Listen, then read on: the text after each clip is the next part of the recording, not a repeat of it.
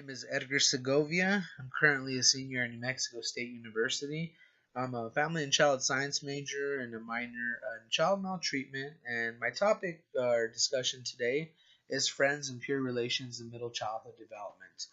This topic to me is a point of interest because I believe this is a very critical point in the development of children, and it really sets the stage for who they become in life, depending on their social realm and the environment that they're exposed to. Middle childhood, which is usually defined as ages 6 to 12, is a time when children develop the foundational skills for building healthy social relationships and learn roles that will prepare them for adolescence and adulthood. To start, I'm going to talk about school age peer relations. Providing a positive climate for social and moral growth is one that fosters successful interaction. School age children's behavior in the peer group has proven to be a stable indicator of their social competence. The social concerns of school age children focus on communal needs of acceptance by peer and the avoidance of peer rejection. So, when a child is in school, they want to be part of the larger peer group. They want to be popular. They want to be the cool kid. Every child is going to fear rejection, and with rejection comes reclusiveness and shyness. We want to avoid children being that way. We want to provide an environment for them to be able to socialize interactively and positively. We will start by understanding friendship in this time period. Middle childhood brings about the marked changes in the understanding of friendships. Children begin to realize that friendships can last over time. By age 10 to 11, most children demonstrate normative friendships. They understand that friendships involve loyalty. Children begin to conceptualize friendships as reciprocal, and it is unlikely that these relationships will survive difficult arguments or negative events. Friendships really establish this base point for these individuals and who they will become. In time, uh, the way these children approach relationships and friendships will allow them to set the stage for who they will become when they grow up into young adults. And understanding friendships continued. By the end of the middle childhood, most children are capable of mutual role taking and collaborative negotiation.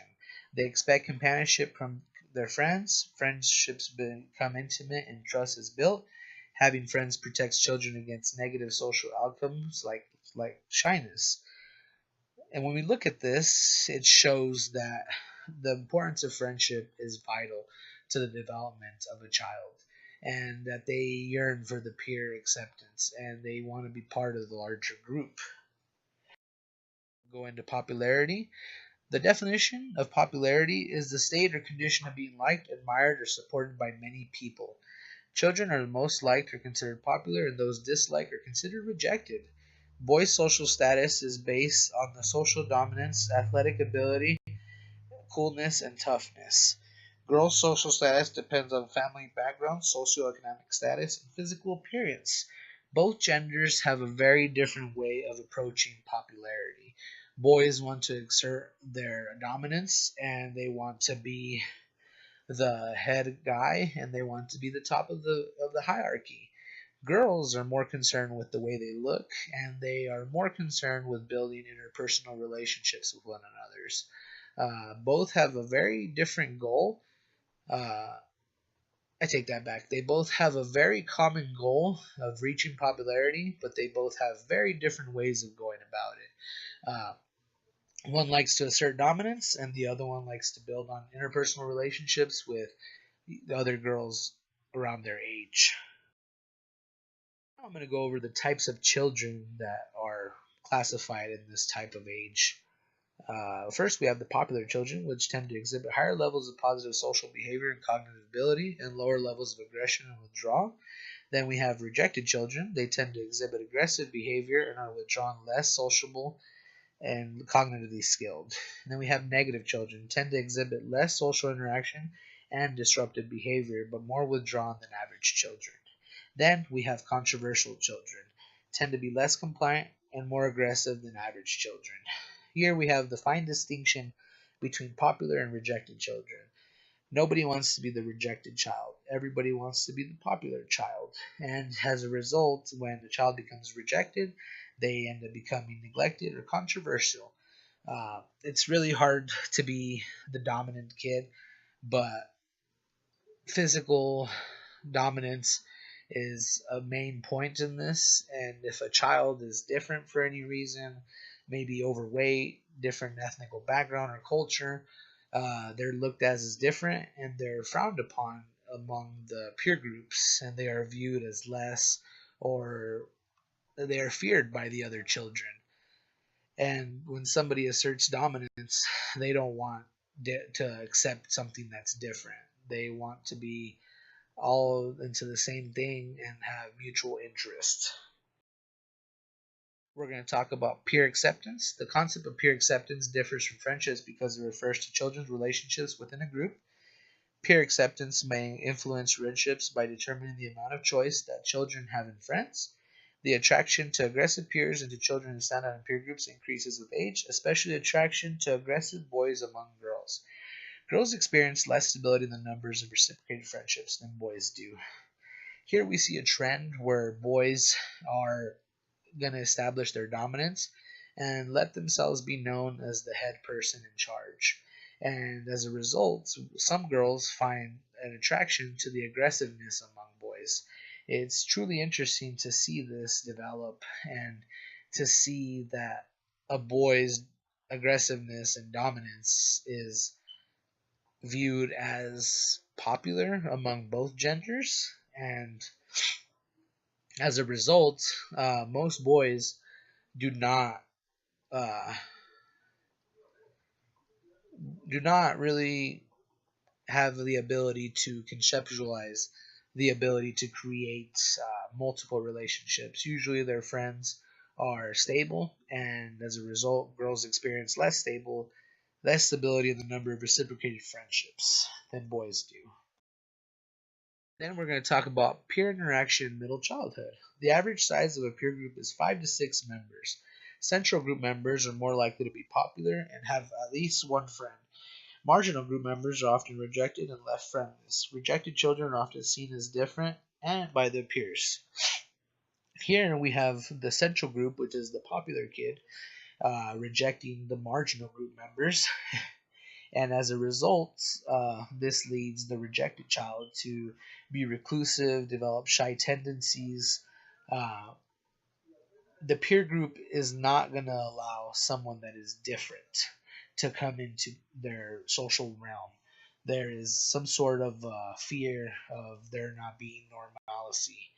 Uh, the child that is the top of the peer group is going to be the head of the hierarchy, and he is going to have say so, and he will dictate the peer relationships and friendships around the surrounding groups of people.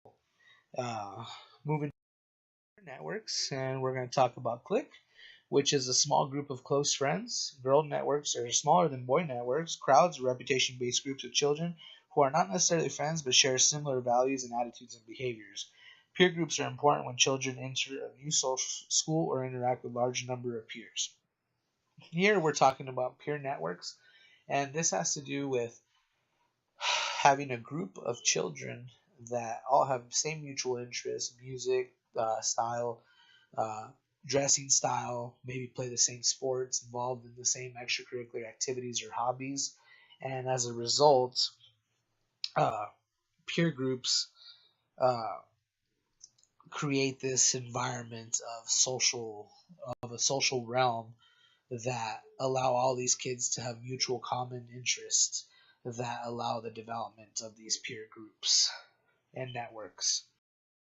We're going to be talking about social networking, which is the influence of social media in the lives of children. And we're going to talk about the popularity of social networking sites. More children are involved. Positive feedback from online peers enhance their social self esteem and well being. And it is important for parents to monitor their online activities to protect children from online predators.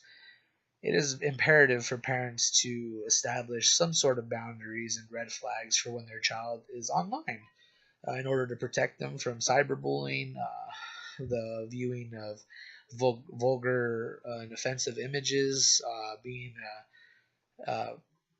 stalked by a predator online, with the ability of them being maybe abused at some point. The realm of online networking is definitely very fearful, and the ability for the child to be able to network safely is essential. There needs to be some sort of balance and some sort of monitoring from the parent to ensure that the child is in a safe environment and that they are not doing things that are going to hinder their ability to grow into normal young adults. Uh, in my personal opinion, uh, social networking issues are as easy as turning off the computer. You don't have to be exposed to something if you don't want to. If you're knowingly on the social media website, knowing that you might face certain consequences, yet you still feel like you need to get on, that is your own fault.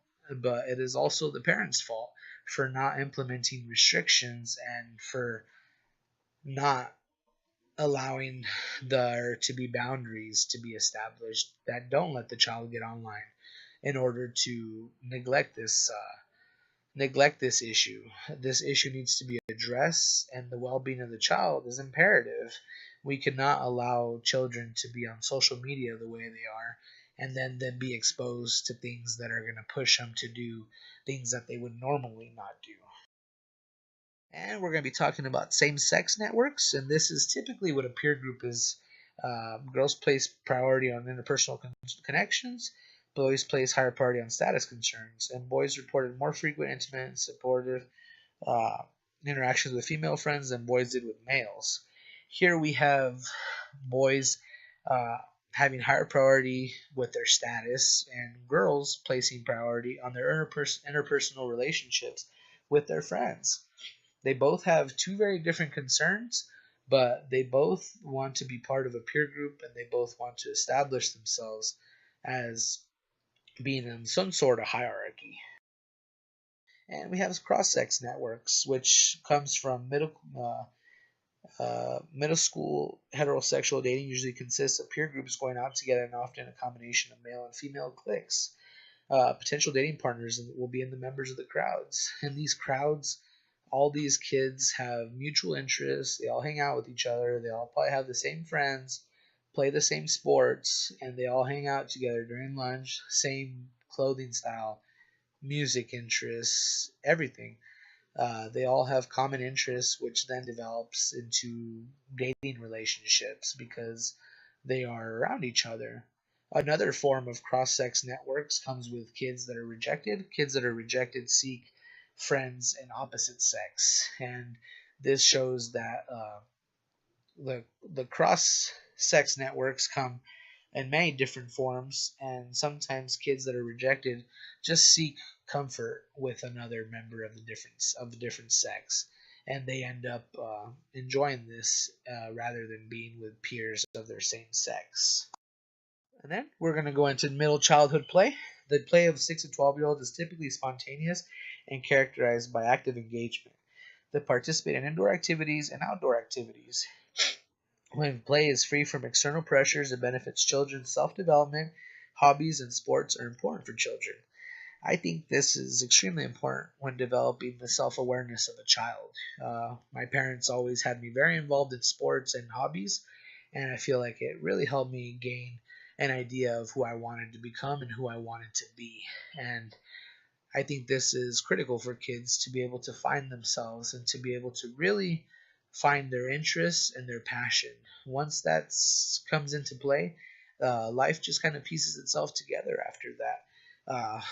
They need guidance, they need motivation, and I feel like middle childhood play is essential to building this relationship. I find that social skills are very important for children to be able to develop into uh, productive members of the social realm and who they become. It really helps establish who they are and their ability to problem solve and to critically think with one another and to be able to conceptualize the idea of how to socially interact. And as time takes its course, social skills improve and they develop even further in the adulthood. And it really dictates who this child will become and what kind of a person they will be. Here we go into my favorite part of what I believe is critical at this point, and it is the family influence. Parents have an important influence on middle childhood value, attitudes, and behaviors. When children trust parents with their behaviors, future positive communication is promoted. Parents supportive behaviors during middle childhood promotes adolescents' positive behavior towards friends. Support from father predict low peer rejection and victimization. Parents not only influence but also serve as managers of their children's lives. Uh, I'm a firm believer that family is the biggest factor in setting the stage and who you become as a human being. If your parents give you a supportive environment to come from, you will have the confidence to become whoever you want to be and who you want to be. I feel like parents also set the standard for our values, and they inhibit us to be able to express ourselves freely and to be able to look forward to being who we want to be and to progress and to grow. Uh, I think family influence is the biggest factor in development of a child. Uh, what they learn at home, they take to school the next day. They share with their friends. They're able to exchange ideas, problem solves, critical thinking. Uh, Everything starts in the home. So, in order for our children to be progressful students in the social realm of the world, they need to have a positive upbringing at home. For example, my mother works for the schools and she is taking care of a class that has children that are very disruptive and exhibit very obnoxious and ridiculous behavior. And I had to talk to her and tell her, you don't know where these children came from, and you don't know if their upbringing was hindered, and as a result, they're not going to be well behaved children until something is done to implement the change in that. But if these children are growing in a home where this guidance lacks and there's nothing of that sort in the home, then it's going to be very hard to change. In order to change, there has to be a step of motivation and a step of wanting to change. And if these children aren't enforced to change at home, then it's going to be very hard for them to go into the school and to automatically want to change for the better. Um, Sadly, some families do not influence their child in the best way possible, and as a result, we have children that are misguided and are lost. In other words, family influence is a very important factor. I think it's, for me personally, family influence was a very big factor in who I become and who I am today.